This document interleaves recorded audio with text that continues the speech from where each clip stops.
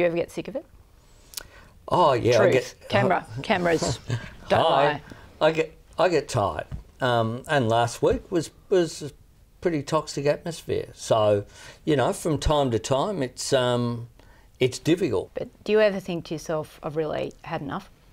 Oh yeah, from time to time. I think unless you question why you're here, because you do give up, you know, a lot. You know, Sunday leaving home, you know, it's hard. You have to say, see you in a week's time to just Your kids little in boy. particular. I've got an 11-year-old boy, and that's hard. And do you have a break point, do you think, where you literally walk out of Parliament, you know, come back into your office and kick the cat? No. You don't have a break point? I don't have a point whereby, I mean, no one makes us do this. There's a big queue of people who'd like to be a Member of Parliament, and I think it's really important to always remember that. I remember the sort of people who I grew up with. Yeah, there was more chance where I grew up of going to jail than ending up as a federal Member of Parliament, let alone a minister. So it's, you know, it's a blessing and a curse? It's something that no one makes us do. Fought hard to get here. It's a great honour and a privilege, and every day in government is one in which you can really make a difference. A lot of commentary about biff in politics at the moment. What do you think? I think there certainly is too much. I think that Tony Abbott's only got one gear, and it is biff.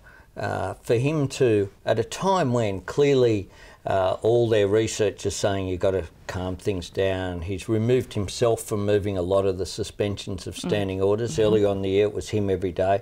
Now it's Christopher Pyne or someone else, and it's Christopher Pyne asking the nasty questions in question time rather than himself. He still goes into his party room and says, you know, the Prime Minister won't just lie down and die. An extraordinary comment that was briefed out by their caucus spokesperson, so it's not like it's an informal leak.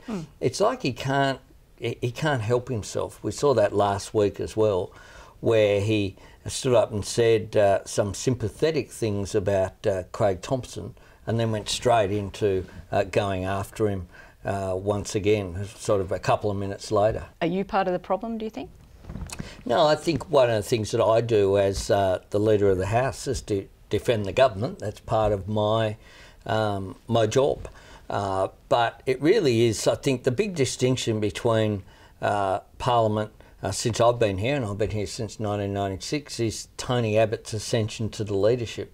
It wasn't like this when Malcolm Turnbull or Brendan Nelson led the opposition. It wasn't even like this when Mark Latham led the Labor opposition. There is something about Tony Abbott which is almost in spite of himself. It's like he clearly has been told he's got to tone it down a bit, but he just can't help himself because there isn't another gear, because there isn't anything that he has to say about policy issues, about economic policy or health or education or anything else. You know, no one's pure in this. It means, you know, from time to time there are responses to that. We can't just sort of go over into a corner and roll up into a ball. We've got to respond to the statements, the motions that are moved. Because you've been taking it up through, you know, some of that fight back on privileges and stuff last week Sure. when it was getting out of hand. So again, I don't think you can just point the finger and say it's all them. We don't take it up as well. No, sure. When there are issues raised, the government's in a position whereby we have to respond. Otherwise, with due respect to your media organisation and your colleagues in the press gallery, it'd be, oh, Labor's just rolled over and it's got nothing to say about these attacks. We do have to respond.